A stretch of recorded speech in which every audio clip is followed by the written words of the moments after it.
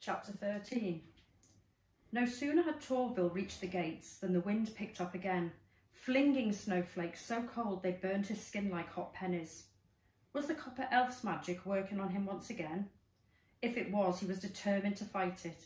If he could run fast enough, he told himself, he might escape. But the harder he fought, the harder the winds blew. Putting one foot in front of the other became like a colossal struggle, and he was soon exhausted to the point of collapse. Just when he felt he could bear it no more, the wind dropped, the snowflakes settled, and he found himself alone, standing in the middle of the town on a bright summer's morning. Except this wasn't the town as he knew it now. This was the town of his youth, and there, right before him, was his shop, though instead of toys in the window, there were dusty second-hand books. That's right, thought Torville to himself. This is the place as it was before I bought it. How did the old man who owned it ever make any money? No wonder I managed to get it so cheaply. The thought of the bargain price for which he had bought this little shop did wonders for Torville's mood. Smiling to himself, he began a little daydream in which the dusty books with their measly penny prices were replaced by his expensive toys costing tens and hundreds of crowns. And he might have daydreamed for a good while longer than he had not been woken by this dreadful clatter coming from across the street. His heart skipped a beat. There, dressed in a butcher's apron, was the lovely Gerda, rolling down the awning of the butcher's shop. Still a teenager, she appeared to him more beautiful than anyone wearing a hygienic hairnet had ever the right to look. He was about to call out her name when the butcher, standing at the open doorway, beat him to it. "Gerda!" "Yes, father," she replied politely. "Where are the sheep's eyes?" "In the ice bucket, father," called Gerda, "to keep them fresh." Said the butcher. "They'd better be, or they're coming out of your wages." Something about the moment seemed familiar to Torville, and he was about to call to Gerda a second time when yet again someone else got there first. "Gerda?" A slender blonde boy of little more than 140 was running down the street towards them. "Gerda!" called the boy again with great urgency. On his back was a rucksack, hung with various billy cans and a tin drinking cup, and as he ran they clattered and clanked like miniature cowbells. He was clearly in a very great hurry. "Gerda, I've done it," he said. "I've run away from the orphanage." "What do you mean?" asked Gerda. "Mrs. Somebody was at the gate. I dodged her. I'm free." "But where will you go?" "South," said Torville, struggling to get his breath, "to seek my fortune, and I want you to come with me." "You know I can't do that," said Gerda, leading him away from the open window of the butcher's shop. "I wish I could, but I can't." "There you are," said the reindeer, suddenly appearing beside Torville. "I've been looking for you all over." "Shh! Keep your voice down," whispered Torville, and pointed to the two elves on the other side of the road. "Oh, right," said the reindeer, catching on. "Sorry." "My mother is sick," Gerda was saying. "I can't leave her. She's really not well, Torville." "Mother?" said young Torville, scornfully. "You've only been there 2 weeks. They need me." "They need cheap labour." "I can't," Gerda replied. They're all I've got." "But this is our chance," pressed Torville. "Come with me, please." There was a long pause before Gerda slowly shook her head. Young Torville nodded and let go of Gerda's hand. Stooping to pick up his rucksack, he turned and began to walk in the direction he had come from.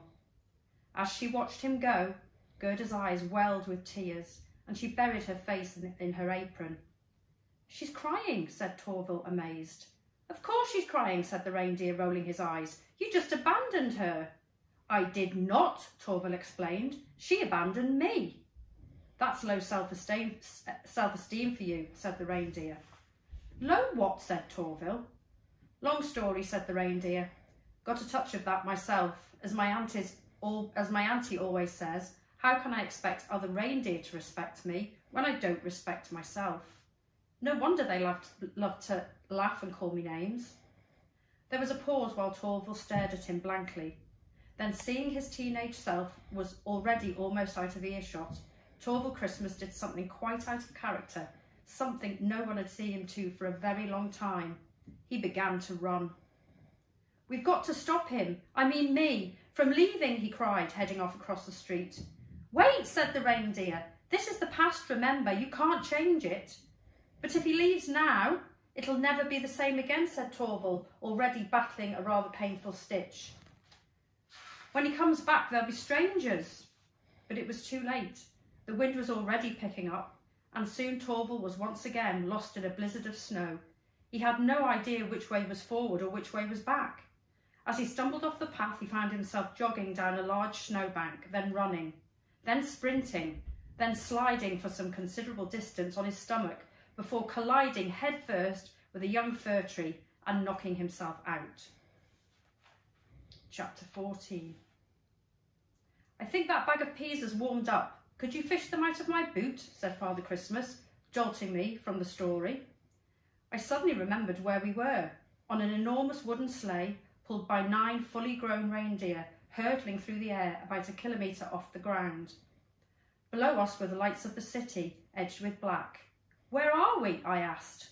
"Accra," called Father Christmas, "capital of Ghana. They love Christmas here." The reindeer began to descend, and we met a swell of warm, sweet-smelling air. Among the jumble of streets and buildings below us, I glimpsed a long straight row of lights that I thought must be an airport runway. "Is that where we're landing?" I asked. "Goodness me, no," said Father Christmas. "I avoid planes. Freaks people out to see a flying reindeer through their window. We're going to land on the beach." Seconds later, we buzzed over a wide freeway jammed with traffic. Every lane was full of people, dancing, singing and calling to one another from their cars. "Where are they going?" I asked. "Nowhere," said Father Christmas. "They've been all over Ghana visiting relatives. On Christmas Eve, they all come home and party." We skimmed a row of date palms, and below us I could see lush gardens and holidaymakers swimming in a turquoise pool. Then the reindeer banked to turn, and we were arching out over the ink-blue ocean as white waves raced to the shore. "Hold tight," called Father Christmas, as we kept turning and turning until a ribbon of sandy beach opened out before us.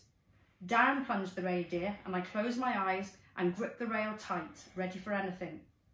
A few seconds later, I realised that we weren't dropping anymore, and the rails of the sleigh were sliding smoothly across the sand. We had landed. "Is it safe?" I asked. "There are so many people about. Won't someone see us?" "Ah," said Father Christmas, smiling. "This is where you find out my biggest secret, if you'd be so kind." I jumped down onto the sand and padded across to the other side of the sleigh, where Father Christmas was sitting. I crossed my fingers, held my hands in front of my chest, palms up, so as to make a foothold. Father Christmas placed his left boot in my hands and swung his right leg around the back of my neck, so that he was sitting on my shoulders. I passed the sack of presents up to him, and he balanced it on my head, and we were on our way.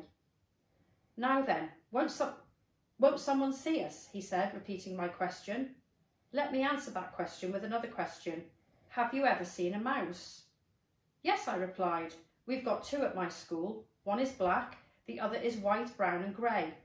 "So you've seen a pet mouse," said Father Christmas. "What about a house mouse?" "I don't think so," I said. "That's because pet mice are slow and house mice are very, very fast," said Father Christmas. "Almost too fast to see." "Really?" I asked. "Really," said Father Christmas. "You've probably got a dozen living in your skirting boards, but they move so quickly you never notice them. Now let me ask you another question. Do you think they have ever seen you?" "I don't know," I asked. "Then I'll tell you," said Father Christmas. "They have. And how do you think you look to the house mouse? Fast or slow?" I thought for a little while. "Slow," I replied. "Really slow," said Father Christmas. "So slow as to be hardly moving." The beach was empty, but I could see a campfire glittering up ahead.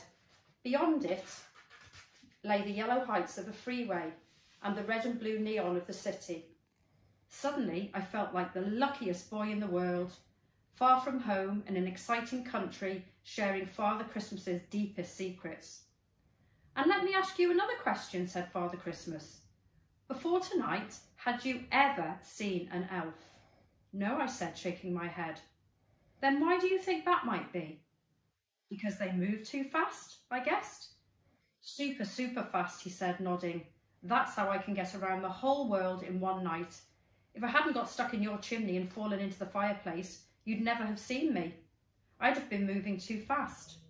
And here's the really amazing bit. Because I'm on your shoulders, you're moving super fast too. See? He stretched out his little hand and I looked to where he was pointing. We had reached the campfire and circled around it with a group of teenagers. I saw now that each of them was as still as a stone, eyes unmoving, face frozen. One girl even had her eyes closed mid-blink. One of them had just thrown a cup of water at another, and the drops hung in the air like beads of glass. I don't understand, I said. You're moving as fast as an elf now, and that's how humans look, said Father Christmas, which is why, if we're careful, no human will ever see us. I grinned a huge grin. One of the things I had been most worried about was getting caught and ruining Christmas for good. Having super speed really took the pressure off. Where's our first delivery, I asked, keen to put myself to the test. Ah, yes, said Father Christmas. One thing you will quickly learn, things vary from country to country. Here in Ghana, I don't come down the chimney. Instead, I leave the presents at church, and the children collect them in the morning, which makes it nice and easy because I don't have to make lots of individual deliveries. That's our first drop-off, right up ahead. What, at the top of the hill? I asked nervously. Father Christmas was surprisingly heavy for an elf, and the church he was pointing at was some way away. Don't worry, he said. After this, there are just 10,586 to go. That sounded like a lot of carrying. I needed a distraction fast. I don't suppose you could tell me what happens next in the story, I asked. Excellent idea, said Father Christmas. Where were we? Torval has just been knocked out again by a fir tree. So he has, said Father Christmas. So he has. He continued to tell me the story as we delivered to the 10,587 churches in Guyana and to all the children in Togo, Burkina Faso and the Côte d'Ivoire. And you'll know by now that this, pretty much word for word, is what he told me. Chapter 15. Torval opened his eyes to find that once again he was lying on his back in the snow. Gingerly, he rolled over onto his side, then raised himself up on one elbow. On the edge of the forest, something caught his eye. The outline of a reindeer that looked very much like Rudolph. Well, don't just stand there, Torval bellowed. Help me up! But the animal simply gave him a long stare, then bounded off into the forest. Sitting up, Torval saw that he was at the foot of a tall, fully grown pine tree, and the snow around him was scattered with shards of broken wood. Suddenly, it dawned on him. He was back in the present. The broken wood fragments were all that was left of the sled, now that the frightened huskies had dragged the rest of it off into the night. And the wild red-nosed reindeer that had just run off into the forest was the same one he had so recently swerved to avoid. He shook his head and struggled to his feet. Now that he was back in the real world, it all seemed ridiculously far-fetched. A talking reindeer? Travelling through time? It was preposterous. The bump to his head had knocked him out, and he had suffered a very vivid dream. There was nothing to do but put it all from his mind and focus on the real task in front of him, getting safely home before he caught his death of cold in the forest. And yet, Torval frowned. Some of it had at least seemed real.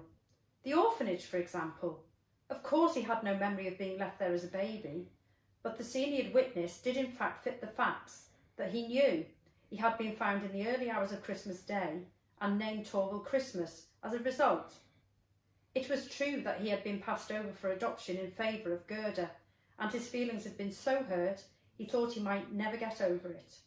And it was most definitely true that he had run away from the orphanage. It's extraordinary how the mind works, he thought to himself, as he trudged home along the forest path.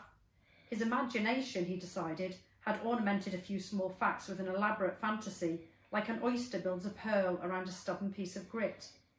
Had Gerda's eyes welled with tears the day he had left town? He wished they had, and his dream had made it so. The truth might be different. Maybe she had cared for him, and maybe she hadn't. He would never know for sure. And what did it matter anyhow? The past is the past and you can never change it. Thankfully, Torval was now nearing his house up on the hill, and with every step of the way he felt his breath come easier and his body relax. There were no gaudy Christmas decorations here, no striped candy canes on the gatepost, no evergreen wreaths on the door, and no coloured fairy lights on the large fir trees in the front garden. Everything was orderly, calm and dark. There were no neighbours to bother him either. Here he could truly be alone. He felt in his pocket for his door key, and as he did so, his fingers came across something hard and round. He fished it out and placed it in his palm. It was the silver coin the copper elf had given him. He frowned. That made no sense. He had locked it away in the safe in the shop, hadn't he? Maybe he had meant to put it in the safe, but stowed it in his pocket instead.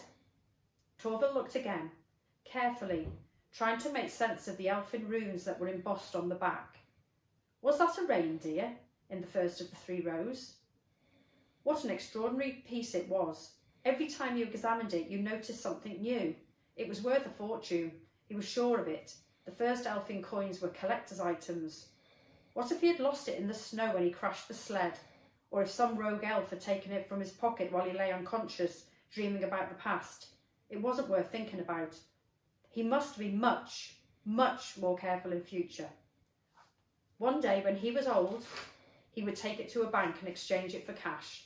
Then he would go on a lovely summer holiday to Iceland, where he had heard it was often so warm that you could walk around in nothing more than a wool sweater. He grasped the coin tight. What a fortune he had been given, and how lucky was he with no family or friends that he had to share it with. It is indeed strange how the mind works, for no sooner had he convinced himself that his miserly ways were the path to true happiness, when, from nowhere, a youthful memory flashed before him. There he was, a child again, handing Gerda his rag hedgehog, seeing her smile and feeling joy in his heart. For a few seconds he stood stock still, held in the moment. Then, with a shudder, it passed, and he dismissed it in the same way he would a gripe of stomachache. Chapter 16. One of the challenges of living in such a large house, Torval had long ago decided, was the expense. He'd wanted a big house, as he was sure it would be worth the money when it came to sell it, but in the meantime he had to watch the pennies. The cost of lighting so many rooms, let alone heating them, would have been horrendous. Instead, Torval had devised some clever methods of spending as little money as possible, methods he was extremely proud of. Firstly, every time he went home, he used magic so as not to feel the cold. Every elf has a daily store of magic that they can choose to spend however they like. Most of Torval's went on a sack that could hold an unlimited number of toys to save on delivery costs at the toy shop, but he always used whatever was left over to make himself immune to temperature. That way, he never needed to turn the heating on in the house, saving a fortune. Secondly, he ate very little. If he felt hungry, he simply drank a pint of tap water. As a result, he was unhealthily skinny, as well as being in a bad mood most of the time due to his low blood sugar.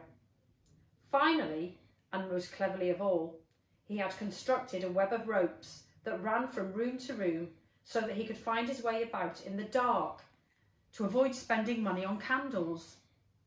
The only downside of living like this was that there wasn't all that much to do in the evenings, except go to bed. After all, there was no meal to cook, no one to talk to, no storybooks to read, or pleasure to be taken of any kind whatsoever. So, once he was safely inside the door, Torval simply felt in the dark for the roughest of all the ropes and followed it through the hall, up the main staircase and into the master bedroom. The bedroom, like the rest of the house, was pitch dark, but Torval was used to it. Once inside, he followed a soft cotton rope to the bathroom where he cleaned his teeth, making sure that he turned the tap off while he was brushing so that he didn't waste any water, and then followed a knotted linen rope to the bed. He felt in his pocket for the coin and placed it carefully under his pillow, where it couldn't get lost. Then he climbed in between the sheets, pulled up the bedclothes, and before he knew it, was fast asleep. Someone was whispering his name. Torvils, Torvils. For a few moments he lay in the dark, listening. Where had that voice come from? The covers were halfway off the bed, as if he had been sleeping restlessly, and he pulled them back over his head, hoping to go asleep again. Perhaps it had just been the wind in the trees. No such luck. Torvils, came the voice again. Torvils! Frowning, Torval pulled back the shutter and pushed the window wide open. There, right in front of him, was the fir tree that had been growing in his front garden ever since he could remember, now lit by a high full moon. Only this time, unless he was very much mistaken, it was talking to him. There you are, it hissed. As it spoke, smatterings of fresh snow fell through its branches, revealing the outline of eyelashes, a nose and a mouth. Come on, or we'll be late. Late, said Torval in return, wondering if he might still be dreaming. Late for what? Late for, you know, your mate. Little fellow, said the tree, gesturing with one of his branches. Pointy hat, fingers, wispy, beard. Steiner, said Torval. That's the one, said the tree. But I can't be late for Steiner, said Torval. He works for me. That's the beauty of being an employer. I come and go as I please. But if he's a minute late, I dock his wages. In any case, he's not due for another... Torval's voice trailed off as he looked at the bedside clock. Good gracious, 5 hours! Ah, said the fir tree, pulling up one of its roots. You think we're going to the, you know, the place. Children, wheels, windows, the, toy shop, offered Torval. That's it, the toy shop. The tree breathed a sigh of relief that it had finally found the right word. Well, we're not. Too right we're not, said Torval, because I'm going back to bed. Oh, said the fir tree with an expression of surprise. OK, well, if you're not bothered about the spell. What spell, said Torval wearily. You know, said the tree. The one the what's it put you on. Little chap, red hair, unusually large teeth. The copper elf? Asked Torval. It's very annoying when people do that, huffed the tree. As I was just about to say before I was so rudely interrupted, the spell the copper elf put on you. And what would you know about that? Asked Torval. Me, said the tree, astonished. Well, let me think. Because I'm the second of your 3 visitors, come to save you from misery. But what do I know? I'm just a talking Christmas tree. I'm sorry, said Torval. I think you must have got me mixed up with someone else.